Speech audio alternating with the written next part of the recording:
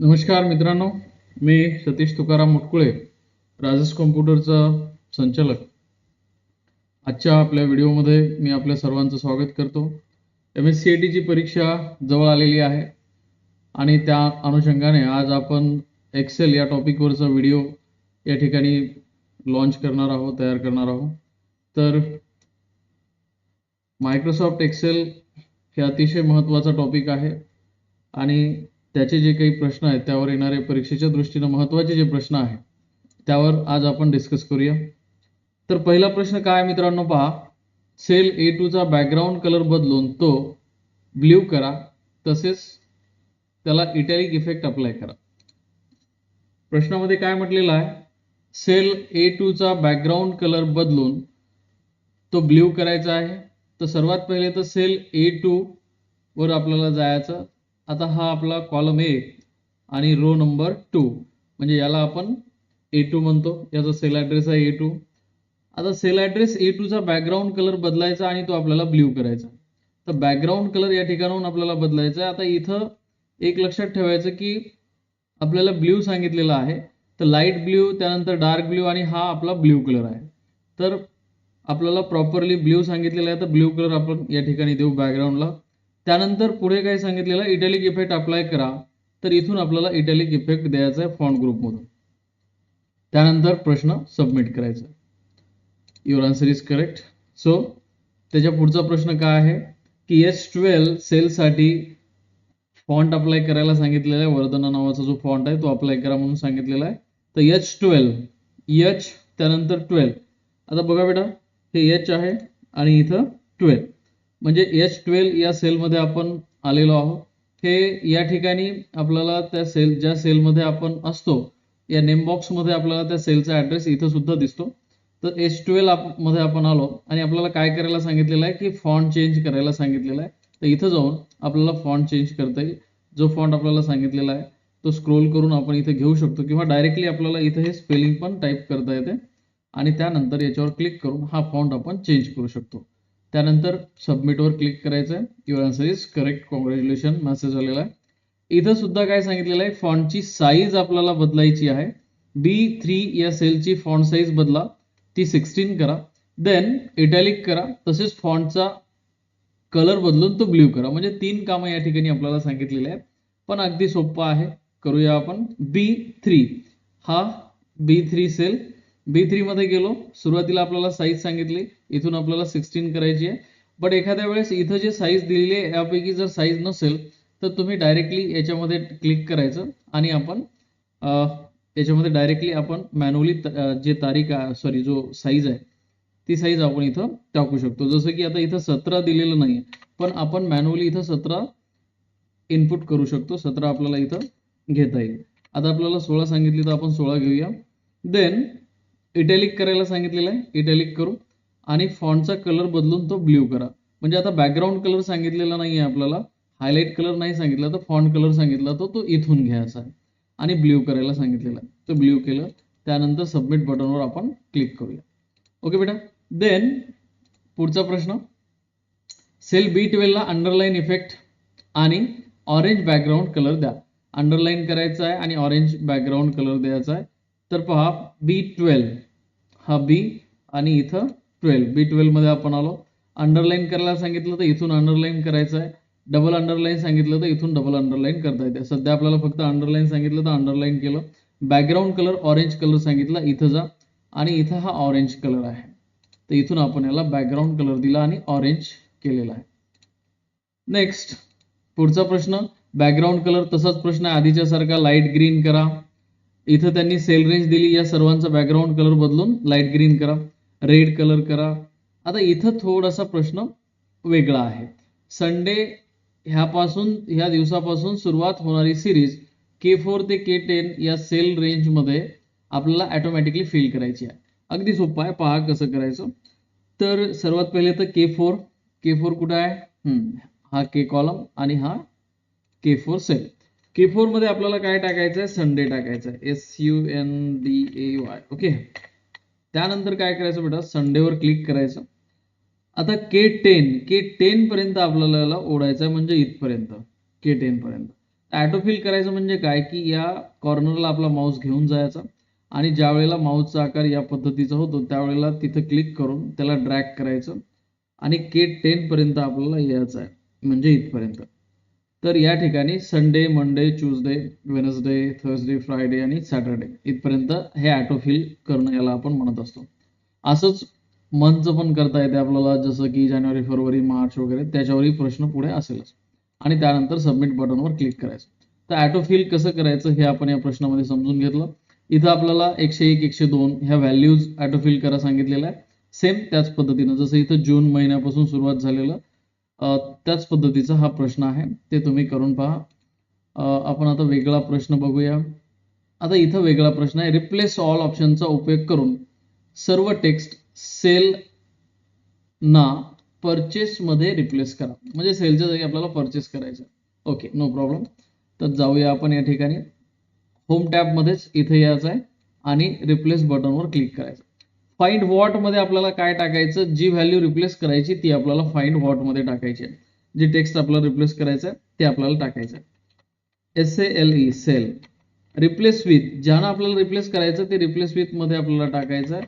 तर परचेसनं आपल्याला रिप्लेस करायचं आहे आणि त्यानंतर रिप्लेस ऑलवर क्लिक करायचं.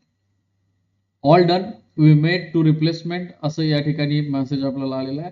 ओके, देन क्लोज करा आणि सबमिट बटनवर क्लिक करा. तुमचं उत्तर बरोबर आहे हे दिसून जाईल. त्यानंतर पुढे त्याच पद्धतीचं फाइंड अँड रिप्लेस तर ते आपल्याला करता येईल. आता इथं पुढे प्रश्न आहे, काय वेगळा प्रश्न आलेला आहे 16 नंबरचा. रो नंबर 6 सिलेक्ट करा. कट आणि पेस्ट ऑप्शनचा उपयोग करून रो नंबर 1 च्या जागी मूव्ह करा. म्हणजे 6 नंबरचा जो रो आहे तो आपल्याला सिलेक्ट करायचा आहे, त्याला कट करायचं आणि 1 नंबरच्या रोच्या जागी त्याला पेस्ट करायचं.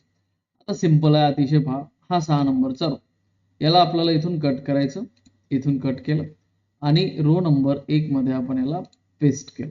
म्हणजे कट पेस्टचा वापर करून आपण 6 नंबरचा रो 1 नंबरच्या जागी पेस्ट केलेला आणि त्यानंतर सबमिट बटनवर क्लिक केलेला.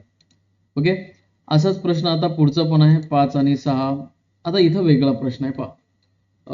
दिलेल्या स्प्रेडशीटमध्ये कॉलम ई नंतर एक नवीन कॉलम इन्सर्ट करा. आता कॉलम इन्सर्ट करायला सांगितलेला आहे, पण कुठं सांगितलेलं आहे, ई नंतर. जर ई नंतर कॉलम इन्सर्ट करायचा आहे तर ई या कॉलमला सिलेक्ट नाही करायचं, तर एफला सिलेक्ट करायचं. एफला सिलेक्ट करून आपल्याला या ठिकाणी राईट बटन क्लिक करायचं आणि इन्सर्टवर क्लिक करायचं. तर ई नंतर हा एक कॉलम इन्सर्ट झालेला आहे.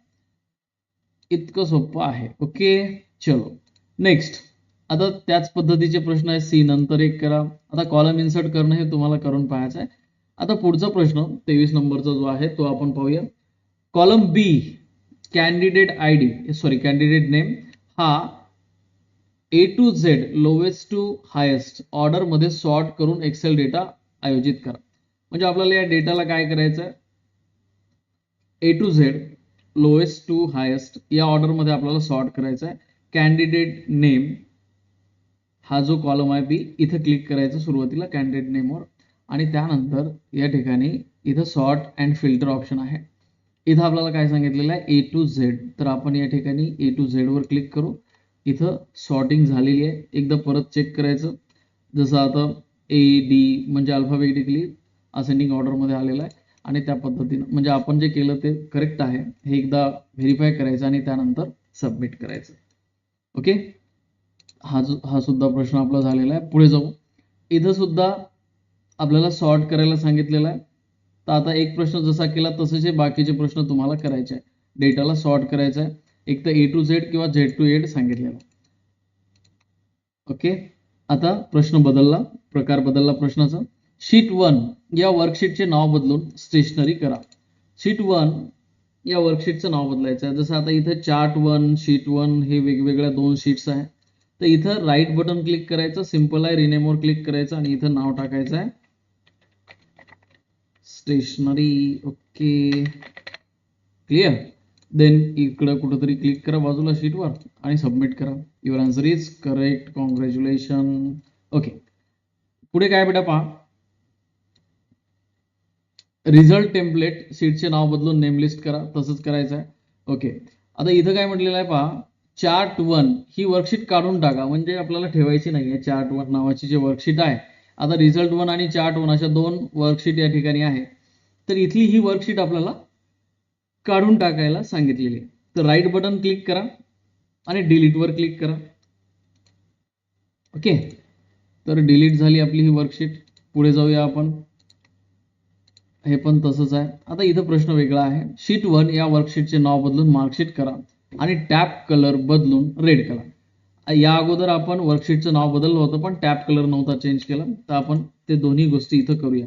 राईट बटन क्लिक केलं मी आणि इथं रिनेमवर क्लिक करून मार्कशीट. ओके, त्यानंतर परत राईट बटन क्लिक करायचं याच्यावरच, टॅब कलरवर जा आणि रेड कलर करायला सांगितलेलं आहे आपल्याला. ते इथून रेड कलर केले आणि सबमिट बटनवर क्लिक केलं. ओके, पुढचा प्रश्न पाहू बेटा आपण. ऑडिट नावाची वर्कशीट काढून टाका. माहित आहे तुम्हाला. शीट 1 ला मूव्ह करून तिचे स्थान बदला आणि ती शीट 3 नंतर ठेवा. आता पहा, मूव्ह करणं म्हणजे काय करणं. सिंपल आहे. आता हे इथं शीट 1 आहे, ही शीट 3 आहे. या शीट 1 ला आपल्याला इथून उचलून इथं ठेवायचं आहे. तर इथं हिला या शीट 1 ला असं क्लिक करायचं, सिलेक्ट होते आणि त्यानंतर या शीट 3 नंतर याला आणून सोडून द्यायचं. तर याला म्हणतो आपण शीटला मूव्ह करणे. तर हे आपण केलेलं आहे. नेक्स्ट पुढचा प्रश्न काय आहे. शीट 1 नंतर नवीन वर्कशीट समाविष्ट करा. या शीटला रिझल्ट असं नाव आहे. आता पहा, प्रश्न सुरू झालेला आहे आपला. शीट 1 ही ऑलरेडी आहे. इथं नवीन एक वर्कशीट आपल्याला समाविष्ट करायची आहे. त्यासाठी आपल्याला सिम्पली हे जे प्लस बटन आहे याच्यावर क्लिक करायचं आणि याला रिनेम करून याला एक नाव द्यायचं आहे. आपल्याला रिनेम करायचं आहे आणि एक नाव द्यायचं आहे. काय तर रिझल्ट असं नाव आपल्याला द्यायचं आहे. त्यानंतर सबमिट बटनवर क्लिक करा. अतिशय सोपं आहे. पुढे जाऊया. आता इथं पण शीट मूव्ह करायला सांगितलं, आधीच्या सारखं करायचं आहे. हे पण त्याच पद्धतीचा प्रश्न आहे. हा प्रश्न थोडासा वेगळा आहे. दिलेल्या स्प्रेडशीट मध्ये सेल रेंज A1 ते D1 असेंड टू ही सेल स्टाईल अप्लाय करायला आपल्याला सांगितलेली आहे. अगदी सोपं आहे. पहा, A1 ते D1. आता हे A1 आहे. इथून आपल्याला कुठपर्यंत जायचं आहे, D1 पर्यंत, म्हणजे इथपर्यंत. आणि त्यानंतर आपल्याला सेल स्टाईल जी आहे ती कोणती अप्लाय करायची आहे, असेंट टू. आता इथं आहे पहा बेटा, सेल स्टाईल. इथं जायचं, असेंट टू सांगितलेली आहे. तर ही असेंट टू सेल स्टाईल आपल्याला इथं अप्लाय करायची आणि त्यानंतर सबमिटवर क्लिक करायचं. पुढे आपण जाऊया. सेल स्टाईलचाच प्रश्न आहे, तर हे तुम्हाला करून पाहायचं आहे. हा प्रश्न वेगळा आहे. फॉर्मॅट पेंटर जे आपण वर्डमध्ये वगैरे करतो, फॉर्मॅट पेंटर या कमांडचा वापर त्याच पद्धतीने इथं सुद्धा आपल्याला करता येईल. तर हा एक प्रश्न आपण पाहूया. दिलेल्या स्प्रेडशीटमध्ये फॉर्मॅट पेंटरचा वापर करून E3 चा फॉर्मॅट सेल E10 ला कॉपी करा. आता E3 हा आहे आपला E3. याचा फॉर्मॅट म्हणजे सुरुवातीला आपल्याला E3 वर क्लिक करायचं, नंतर फॉर्मॅट पेंटरवर क्लिक करायचं आणि त्यानंतर E10 वर आपल्याला क्लिक करायचं. तर अशा पद्धतीनं आपण काय करू शकतो की फॉर्मॅट पेंटर या कमांडचा वापर आपण करू शकतो. जसं आपल्याला प्रश्नामध्ये सांगितलं त्या पद्धतीनं आपण ते केलेलं आहे. पुढचा प्रश्न काय बेटा पहा, फॉर्मॅट पेंटरचाच आहे. इथं थोडासा प्रश्न बदललेला आहे. दिलेल्या वर्कशीटमध्ये G4 ते G8 ला करन्सी फॉर्मॅट डॉलर वगैरे करायला सांगितलेलं आहे. तसंच या ठिकाणी सुद्धा जनरल कॅटेगरी म्हणजे करन्सी सिम्बॉल बदलायचा, जसं डॉलरचा आहे तसाच हा सुद्धा आहे. तर आता इथं मी काय करतो पहा, E20 ते E25 इथून इथपर्यंत सिलेक्ट केलं. करन्सी सिम्बॉल आपल्याला काय करायला सांगितलेलं आहे, इथं आहे करन्सी सिम्बॉल. इथून जनरल करायला सांगितलेलं आहे, तर इथून आपण जनरल करूया. Okay, then submit. अगदी बरोबर उत्तर आहे. पुढे जाऊया. A2 ते H2 चे सर्व सेल फॉर्मॅटिंग काढून टाका. दिलेल्या स्प्रेडशीट मधील सेल रेंज A2 ते H2 चे सर्व सेल फॉर्मॅटिंग काढून टाका. फॉर्मॅटिंग काढून टाकायला सांगितलेलं, काढून टाकू, काही अडचण नाही. तर सेल रेंज आपल्याला पहिले सिलेक्ट करायची आहे, A2 ते H2. आता A2 कुठे बेटा, इथं आहे. H2 कुठपर्यंत, तर इथपर्यंत. फॉर्मॅटिंग काढून टाका. तर इथं क्लिअरवर च्या बाजूच्या ॲरोवर छोट्याशा क्लिक करायचं आहे आणि क्लिअर फॉर्मॅट्सवर क्लिक करायचं आणि त्यानंतर प्रश्न सबमिट करायचा. Congratulation, your answer is correct. पुढे जाऊया. फॉर्मॅटिंग काढून टाका, फॉर्मॅटिंग काढून टाका. तसेच प्रश्न आहे. हा प्रश्न वेगळा आहे 53 नंबरचा. स्प्रेडशीटला अनमर्ज करा म्हटलेला आहे. सॉरी, स्प्रेडशीटमध्ये A1 जो सेल आहे तो मर्ज असेल तर त्याला अनमर्ज करा आणि स्प्लिट करा. सोप्पा आहे अतिशय. A1 म्हणजे हा असेल जो मर्ज झालेला आहे, यालाच आपल्याला काय करायचं आहे, स्प्लिट करायचं आहे, म्हणजेच अनमर्ज करायचं आहे. तर अनमर्ज सेलवर क्लिक करायचं आणि त्यानंतर प्रश्न सबमिट करायचा. ओके, चलो आगे चलेंगे. दिलेल्या वर्कशीटमध्ये D3 सेल मधील टेक्स्ट रॅप करायला सांगितलेला आहे. पहा, हे पण सोपं आहे. D3 मध्ये आपण येऊ. हा D, देन हा 3 आणि इथं आहे रॅप टेस्ट. याच्यावर क्लिक करा. आधी आपल्याला स्टुडंट नेम पूर्ण दिसत नव्हतं, म्हणजे त्या ठिकाणी जागा कमी पडत होती. आता काय झालेलं आहे, स्टुडंट नेम दिसत आहे. याला आपण रॅप टेक्स्ट म्हणतो. सबमिट बटनवर क्लिक करू. पुढचा प्रश्न तसाच आहे.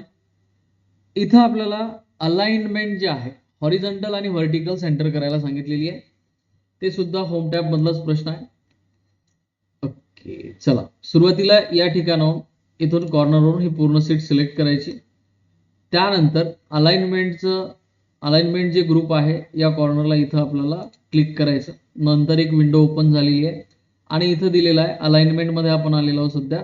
हॉरिझॉन्टल आपल्याला काय करायला सांगितलेली आहे, सेंटर, आणि व्हर्टिकल सुद्धा सेंटर. तर इथून सेंटर, इथून सुद्धा सेंटर, दोन्ही ठिकाणी सेंटर सेंटर घ्यायचं आणि ओके करायचं आणि त्यानंतर सबमिट करायचं.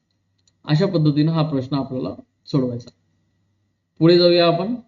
अलाइनमेंट त्याच पद्धतीचा प्रश्न आहे. हा सुद्धा इथं हेडिंगला मर्ज आणि सेंटर करा म्हणून सांगितलेलं आहे. जसं आपण अनमर्ज केलं होतं तसंच इथं मर्ज आपल्याला त्याच ठिकाणाहून करता येईल. जसं नोकिया गॅलरी A2 ते G2, इथून आपण गेलो A2 ते G2 इथपर्यंत, सॉरी A1 ते G1 असं आहे. तर इथपर्यंत आपण सिलेक्ट केलं आणि त्यानंतर मर्ज अँड सेंटरवर क्लिक केलं आणि त्यानंतर आपलं उत्तर आपण सबमिट केलं. अशा पद्धतीनं हा प्रश्न आपल्याला सोडवायचा आहे.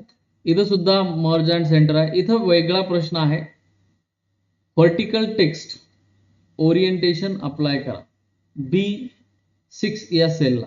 पहा, इथं जाऊया आपण. B6 कुठे आहे? B6 हे B आणि हा 6. व्हर्टिकल टेक्स्ट इथं आहे, व्हर्टिकल टेक्स्ट. ओके, त्यानंतर सबमिट. पुढे जाऊया आपण. अँगल क्लॉकवाईज हे सुद्धा तिथूनच आपल्याला करता येईल. एक प्रश्न सोडून दाखवतो. F5 या सेलला, F5 कुठं आहे? F आणि हा आहे 5. अँगल क्लॉकवाईज, तर इथं दिलेला ऑप्शन अँगल क्लॉकवाईज आहे, काउंटर क्लॉकवाईज आहे. तर जे सांगितलं ते आपल्याला करता येईल. Clockwise, submit. अशा पद्धतीने हे प्रश्न सोडवायचे आहे आपल्याला. इंडेंट वाढवा. एक्सेल शीट मध्ये जे इंडेंट असते ते एक कॅरेक्टरने वाढवायला सांगितलेलं आहे आपल्याला. कशाचं सांगितलेलं आहे? D4 ते D11.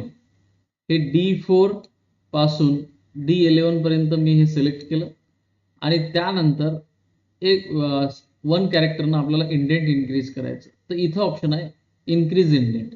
तर इथून आपल्याला एकदा क्लिक करायचं म्हणजे एक कॅरेक्टरनं इंडेंट काय झालेलं आहे? इन्क्रीज झालेलं आहे.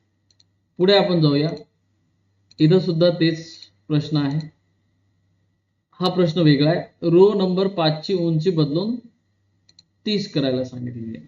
आता रो नंबर 5 ला सिलेक्ट करा, राईट बटन क्लिक करा, रो हाईट वर क्लिक करा आणि इथं 25 ऑलरेडी होती, याला 30 करायला सांगितलं, 30 केलं आणि सबमिट केलेलं आहे. तर रोची उंची कशी वाढवायची हे आपण बघितलं. इथं सुद्धा प्रश्न उंचीचाच आहे. इथं शीट 1 मधून रो 8 डिलीट करा. शीट 1 मधून रो 8. आता हा रो 8 शीट 1 मधला, याला राईट बटन क्लिक करून मी इथं डिलीट करतो. सबमिट. पुढे कॉलम ई ची रुंदी, आता इथं रुंदी वाढवायला सांगितली. अगोदर उंची होती, आता कॉलम ई ची जी रुंदी आहे ती बदलायची आपल्याला. राईट बटन क्लिक करा, कॉलम विड्थवर क्लिक करा. 23.14 आहे, 15.57 आपल्याला सांगितली, ती आपण करूया आणि सबमिट बटनवर क्लिक करायचं.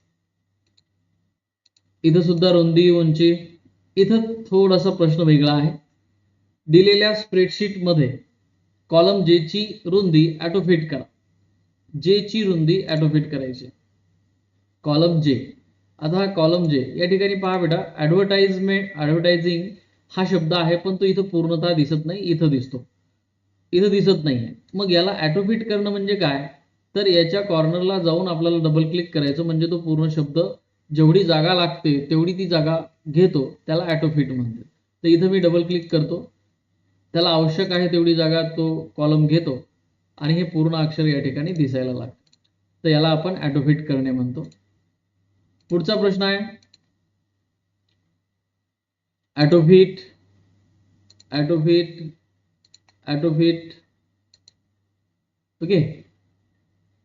इथं काय सांगितलेलं आहे, चार्ट स्टाईल 2 ही चार्ट स्टाईल अप्लाय करा. दिलेल्या चार्टला आपल्याला एक चार्ट दिलेला आहे, हा चार्ट आहे, याला चार्ट स्टाईल 2 अप्लाय करायची आहे. तर डिझाईन मध्ये जायचं, हे चार्ट स्टाईल 1 आहे आणि ही काय 2 आहे, तर ही अप्लाय करायची आहे आपल्याला.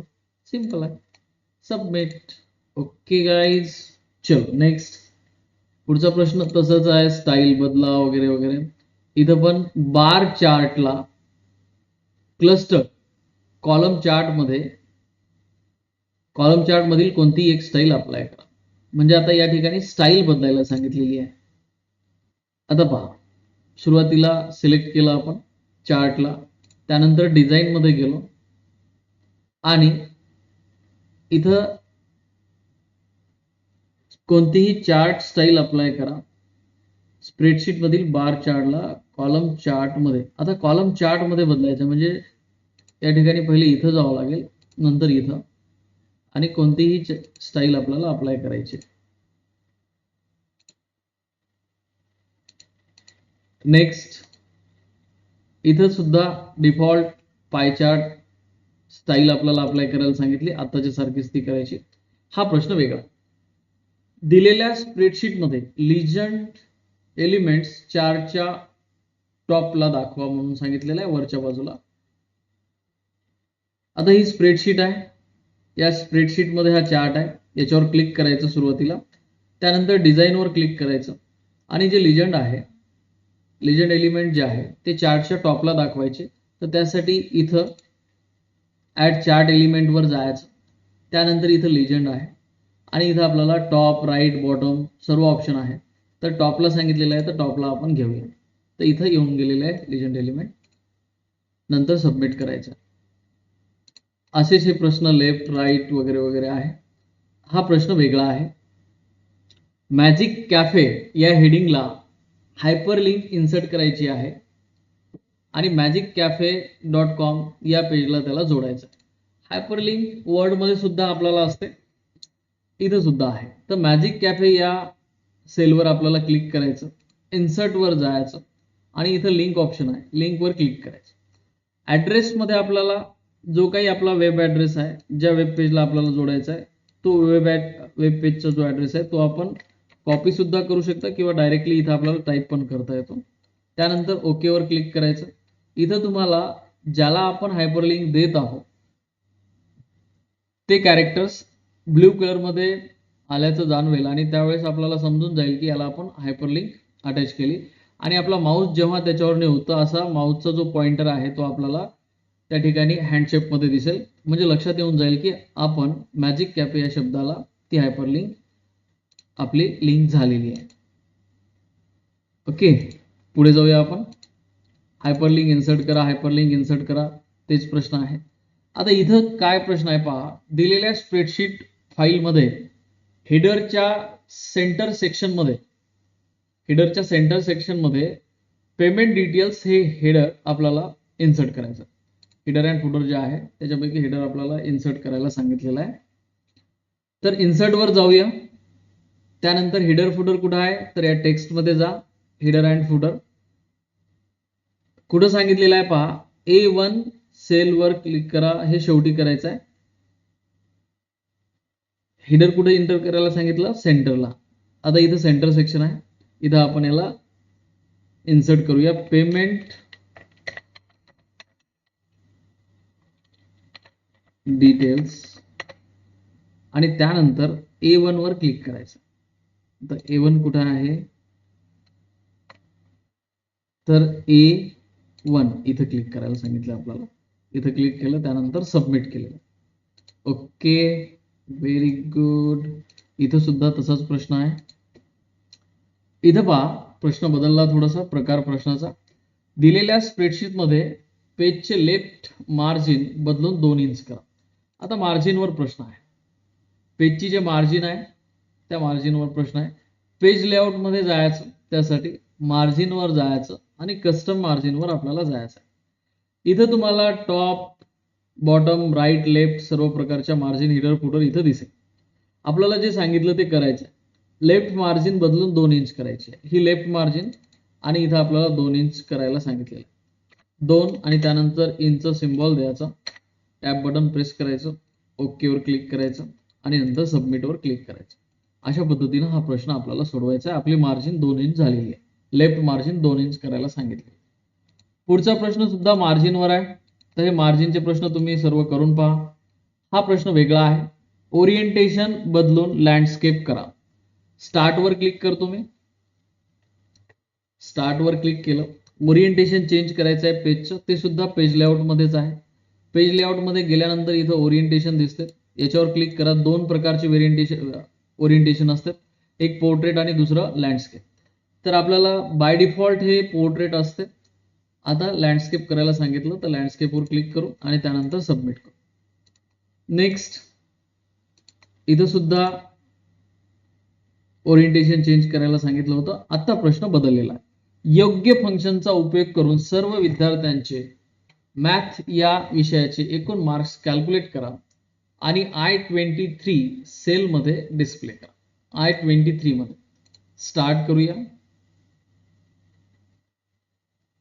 I23. आता इथं एक चूक करायची नाही बेटा आपल्याला कोणती, की डायरेक्टली इथं ॲटोसम फॉर्म्युला घेऊन जर आपण करतो म्हटलं तर काय होते पाहू. ॲटोसम फॉर्म्युला घेतला आपण आणि इथं टोटल आलेली आहे आणि इथं उत्तर बरोबरही आलेलं आहे. पण बऱ्याच वेळेस कधी कधी हे उत्तर चुकीचं दाखवलं जाते. इथं एक काम करायचं, ॲटोसम फॉर्म्युला वापरण्यापेक्षा आपण इथं सम फॉर्म्युला घेऊन एकदा पाहूया. मॅथ या विषयाचे कुठं आपल्याला सांगितलेलं आहे 23 मध्ये. तर इथं is equal to sum in bracket आणि त्यानंतर इथून सिलेक्शन आपलं चालू करायचं आणि इथपर्यंत म्हणजे, आणि त्यानंतर ब्रॅकेट क्लोज, एंटर बटन आणि नंतर सबमिट करून पाहूया. इथं उत्तर काय दिलेलं आहे? रॉंग दिलेलं आहे. तर ॲटोसमचा वापरही आपल्याला करता येईल.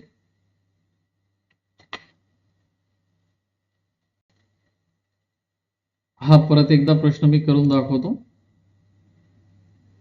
मॅथ विषयाचे मार्क आपल्याला I23 मध्ये सांगितलेलं आहे. तर इथं आलो आपण, is equal to sum in bracket, त्यानंतर इथून आपण जिथपर्यंत आपले मार्क आहे मॅथ विषयाचे तिथपर्यंत घेऊन जायचं आहे, सिलेक्शन आपलं आणि नंतर ब्रॅकेट क्लोज, एंटर बटन.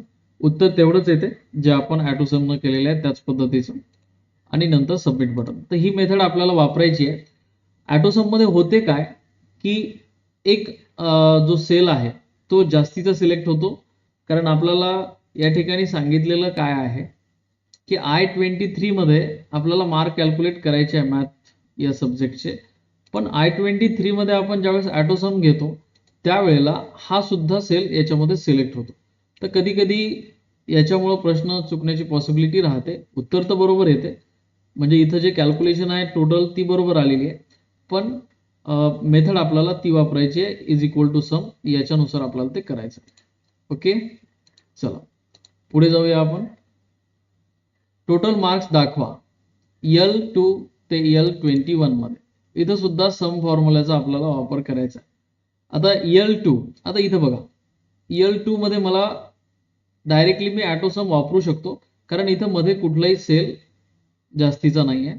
तर मी इथून ॲटोसम करून एंटर बटन प्रेस करू शकतो आणि त्यानंतर याच्या कॉर्नरला म्हणजे या सेलच्या कॉर्नरला जेव्हा माझा माऊसचा जो पॉइंटर आहे तो या शेपमध्ये येईल तेव्हा डबल क्लिक केलं तर पूर्ण जिथपर्यंत आपल्याला टोटल पाहिजे ती सर्व टोटल ऑटोमॅटिकली येऊन जाईल.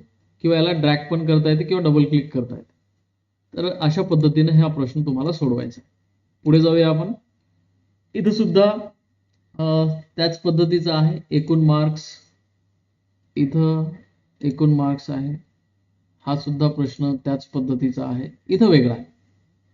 ॲव्हरेज काढायला सांगितलेला आहे. आपण ॲव्हरेज काढूया. L4 ते L13 मध्ये. L4 इथं आलो. त्यानंतर is equal to average is equal to average. इथून आपल्याला ॲव्हरेज काढायचा आहे इथपर्यंत. ही सेल रेंज आपल्याला सिलेक्ट करायची किंवा मॅन्युअली सुद्धा तुम्ही ते टाकू शकता. जसं E4 ते J4 हे टाकून ब्रॅकेट क्लोज करायचं आणि नंतर इंटर बटन प्रेस करायचं. त्यानंतर याला ड्रॅग करून या कॉर्नरला सिलेक्ट करून ड्रॅग करता येते आणि L13 पर्यंत आपल्याला सांगितलेलं आहे तिथपर्यंत आपण असा ॲव्हरेज काढू शकतो. सबमिट बटनवर क्लिक करायचं.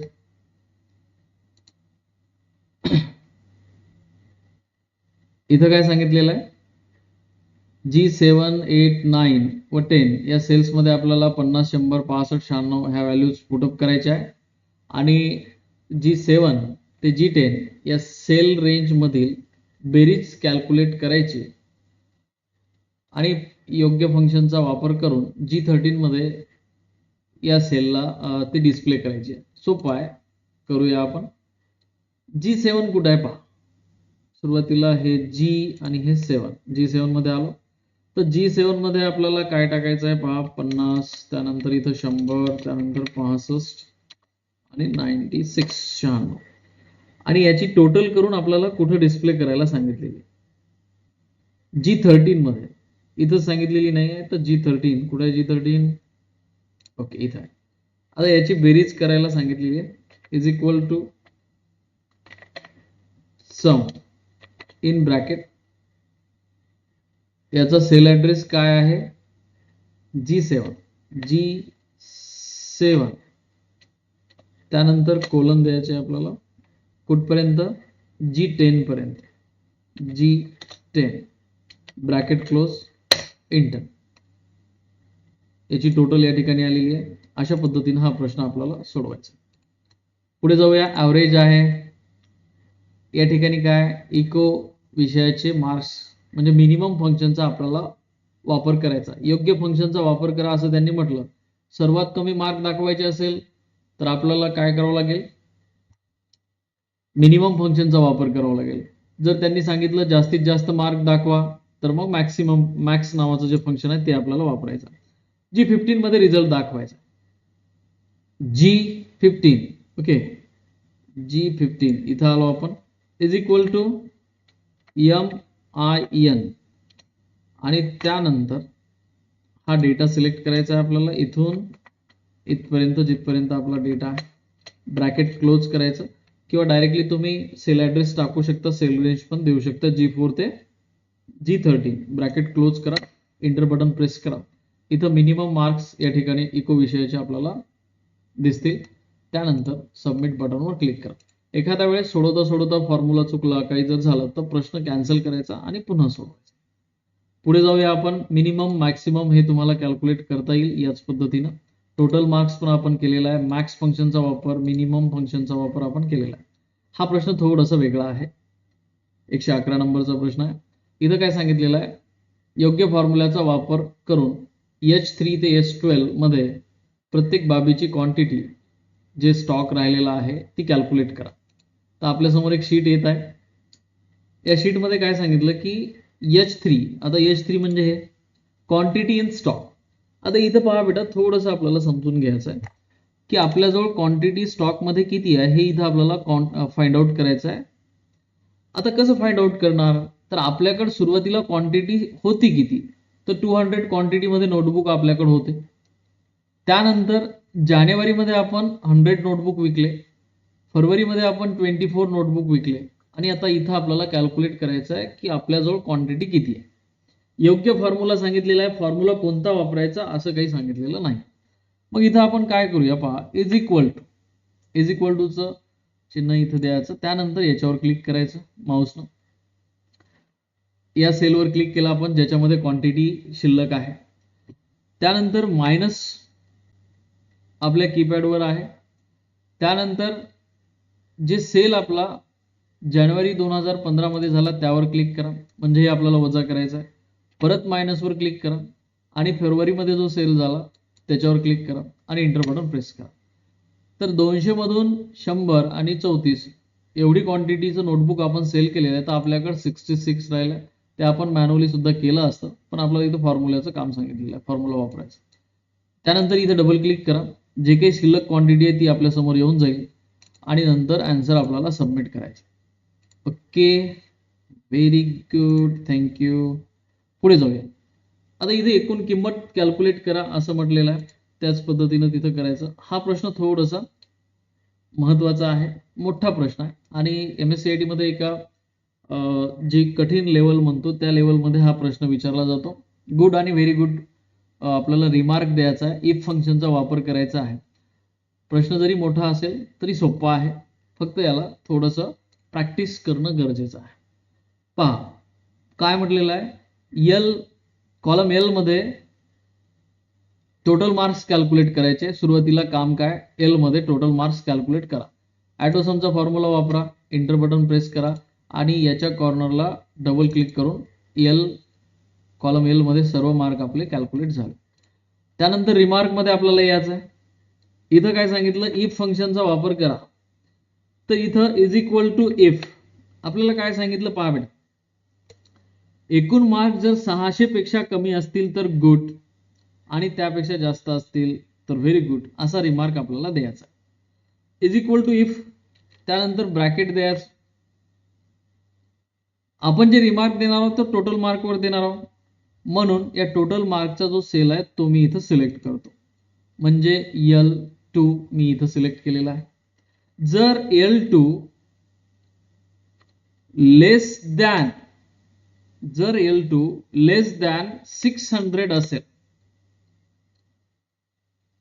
जर L2 लेस दॅन 600 असेल तर साठी या ठिकाणी एक कॉमा द्यायचा. त्यानंतर इन्व्हर्टेड कॉमा मध्ये लिहायचं गुड. इन्व्हर्टेड कॉमा मध्ये काय लिहायचं, डबल कोटेशन मध्ये इन्व्हर्टेड कॉमा मध्ये आपल्याला लिहायचं आहे गुड. जसं आपल्याला प्रश्नामध्ये दिलं त्याच पद्धतीनं कॅपिटल स्मॉल घ्या, गुड. परत एक कॉमा द्यायचा, अदरवाईज परत या ठिकाणी कॉमा द्यायचा आहे आणि त्यानंतर इन्व्हर्टेड कॉमा देऊन इथे लिहायचं आहे व्हेरी गुड. इन्व्हर्टेड कॉमा परत द्या, ब्रॅकेट क्लोज करा. हा फॉर्म्युला तुम्हाला अतिशय महत्वाचा आहे, तो लक्षात राहू द्या. या पद्धतीनं आपल्याला इफचा फॉर्म्युला यूज करायचा आणि इंटर बटन प्रेस करायचं.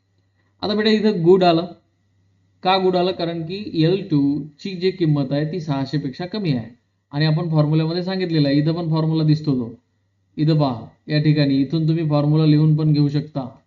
If L2 less than 600 then good, otherwise very good.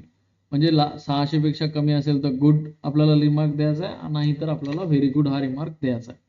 आणि त्यानंतर या सेलला सिलेक्ट करा, कॉर्नर वरून डबल क्लिक करा.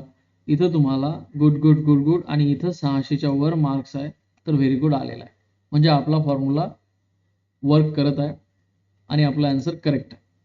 Is that clear? Okay guys, पुढचा प्रश्न पण त्याच पद्धतीचा आहे, हे तुम्ही करून पहा. या ठिकाणी 115 नंबरचा प्रश्न आहे आपला. तो काय म्हणतो, ग्रीड लाईन काढून टाका. आता ग्रीड लाईन म्हणजे काय, ग्रीड लाईन म्हणजे एक्सेल मध्ये जे तुम्हाला चौकोन दिसते त्याला आपण ग्रीड लाईन म्हणतो. जर हे जे ग्रीड लाईन आहे, हे जे दिसत आहे बॉक्स बॉक्स बॉक्स बॉक्स, पण ऍक्च्युली प्रिंट मध्ये येत नसते. तर प्रिंट मध्ये जे इथं तुम्हाला डार्क रेषा दिसत आहे, हे जे चौकोन दिसत आहे, हे प्रिंट मध्ये येते. मग हे जे ग्रीड लाईन आहे हे काढून टाका असं म्हटलेलं आहे. तर कुठून काढून टाकायचं, व्ह्यू मध्ये जायचं, इथं ग्रीड लाईन ऑप्शन आहे, याला अनटिक करायचं. सिंपल आहे, पहा ग्रीड लाईन गायब आणि त्यानंतर सबमिट करायचं. ओके, चला नेक्स्ट. पुढचा प्रश्न काय म्हणतो बेटा पहा, दिलेल्या स्प्रेडशीटसाठी 75% झूम लेवल सेट करा. म्हणजे आपल्याला जे झूम लेवल आहे ती 75% सेट करायची आहे. No problem. व्ह्यूवर जायचं, परत या ठिकाणी या झूमवर क्लिक करायचं आणि इथं वेगवेगळ्या लेवल दिलेल्या आहे. 100, 200, 75, 50, 25. जे पाहिजे ते याच्यापैकी जर एखादी असेल तर जसं 75 आहे तर आहे ऑलरेडी, त्याच्यावर क्लिक करा. जर समजा या दिलेल्या ऑप्शनमध्ये एकही लेवल नाही आहे आणि ती लेवल सेट करायला सांगितली तर कस्टमवर क्लिक करून इथं मॅन्युअली तुम्हाला ती लेवल सेट करता येते. ओके, 75% आपण झूम लेवल सेट केली आणि त्यानंतर प्रश्न सबमिट केला. कॉंग्रॅच्युलेशन आलेलं आहे. इथं 80% सांगितलं, इथं 90% सांगितलं. आता पहा बेटा, या ठिकाणी 90% झूम लेवल सांगितली, पण इथं व्ह्यूवर गेलो मी, त्यानंतर झूमवर गेलो आणि इथं 90% नाही आहे. मग काय करायचं? सोपं आहे हो. कस्टमर जा आणि 90% सिलेक्ट करा. सॉरी, 90% तिथे एंटर करायचं आहे बरं. 90 आपण आपल्या कीबोर्डनं टाईप करायचे, ओके करायचं आणि त्यानंतर आपलं उत्तर सबमिट करायचं. Congratulation, your answer is correct. खूप सुंदर वाटते जेव्हा असा मेसेज आपल्यासमोर येतो, पण परीक्षेमध्ये हा येत नाही बरं. परीक्षेमध्ये एकदम शेवटीच जे काही रिझल्ट आहे ते येईल आपला.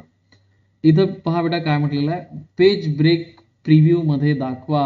म्हणजे आपलं पेज जे आहे ते पेज ब्रेक प्रिव्ह्यू मध्ये दाखवायचं आहे. सोपं आहे. व्ह्यूवर जा, इथं पेज ब्रेक प्रिव्ह्यू आहे, याच्यावर क्लिक करा, दिसून जाईल आणि त्यानंतर सबमिट करा. No problem. पुढे जाऊया. पेज ब्रेक प्रिव्ह्यू, इथं स्क्रोल कराल तेव्हा 2 कॉलम व्हिजिबल ठेवा. हा प्रश्न महत्वाचा आहे, सर्वांनी लक्ष द्यावे ही कळकळीची विनंती. दिलेल्या स्प्रेडशीटमध्ये जेव्हा तुम्ही वर्कशीटमध्ये स्क्रोल कराल तेव्हा पहिले 2 कॉलम व्हिजिबल ठेवा.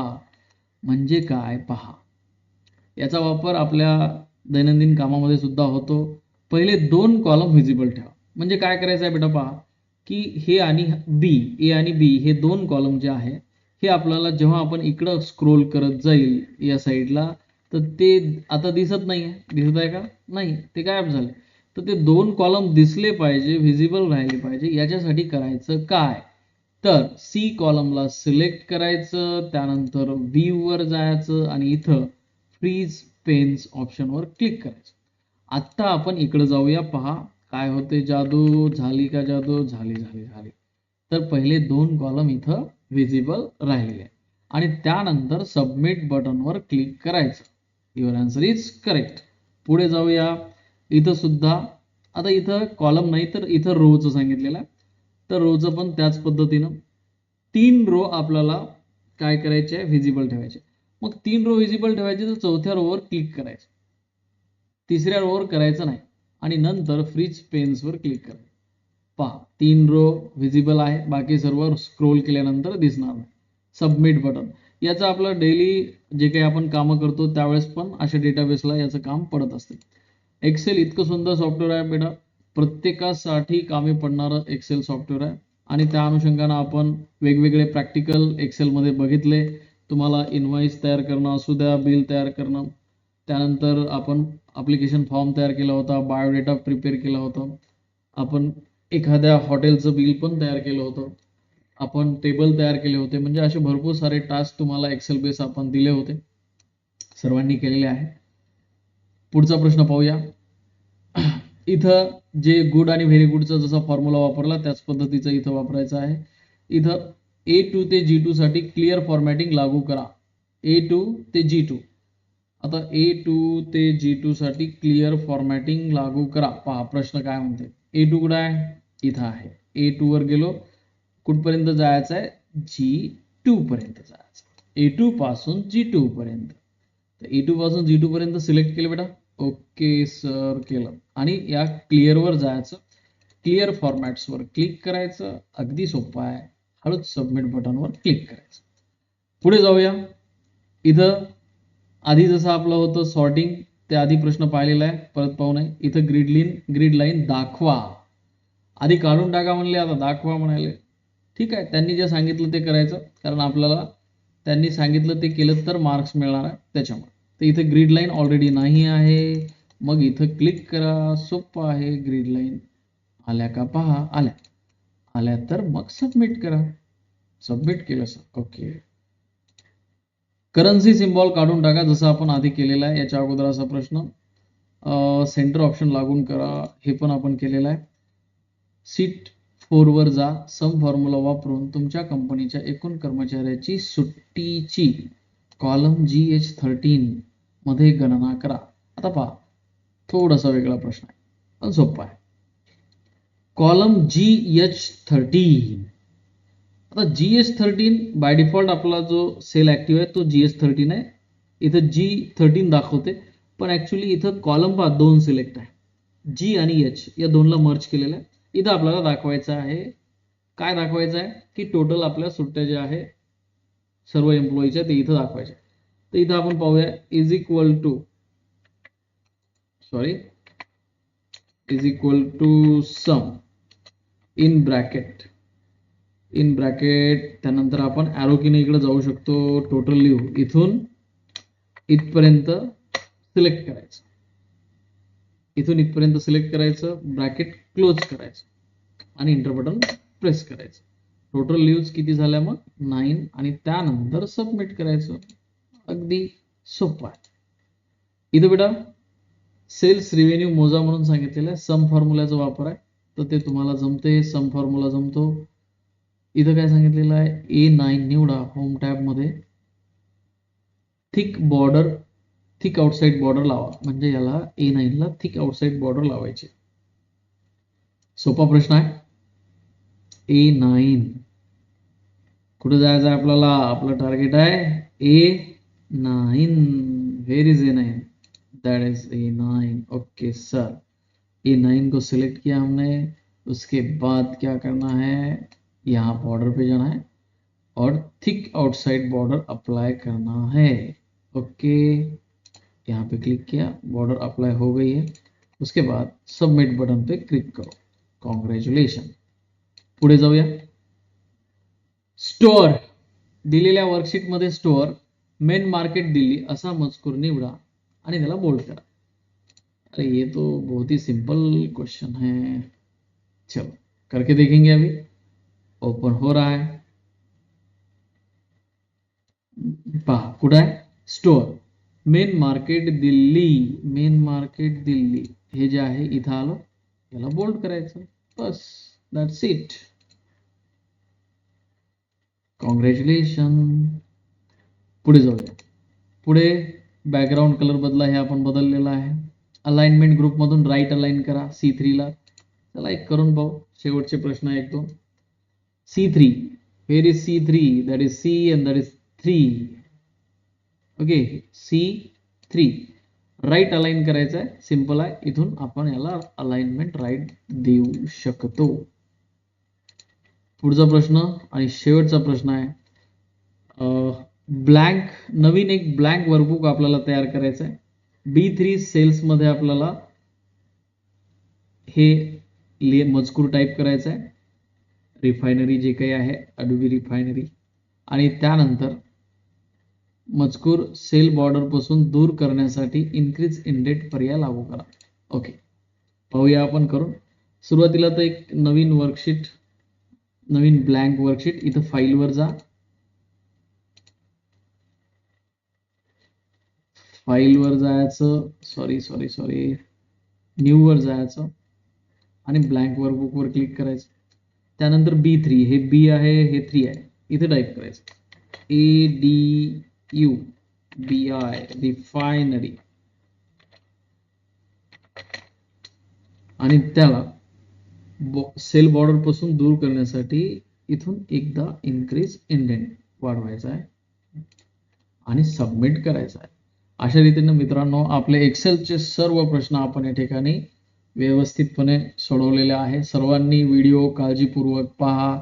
अतिशय महत्त्वाचा आहे. सध्या आपली परीक्षा आहे, त्या अनुषंगानं सर्वांनी व्यवस्थित पाहायचं आहे. थँक्यू. आपल्या चॅनलला व्हिडिओ आवडला तर लाईक करा, सबस्क्राईब करा, आणि आपले जे काही MSCITचे मित्र आहे, मैत्रिणी आहे, तर आपल्या मित्रांपर्यंत हा व्हिडिओ पोहोचवा. भलेही ते आपल्या राजस कॉम्प्युटर या इन्स्टिट्यूटचे असो नसो, त्यांच्यापर्यंत पोहोचवा. प्रत्येकाला या व्हिडिओचा फायदा व्हावा हीच आपली इच्छा आहे. त्या अनुषंगानं हा व्हिडिओ आपण तयार केलेला आहे. थँक्यू.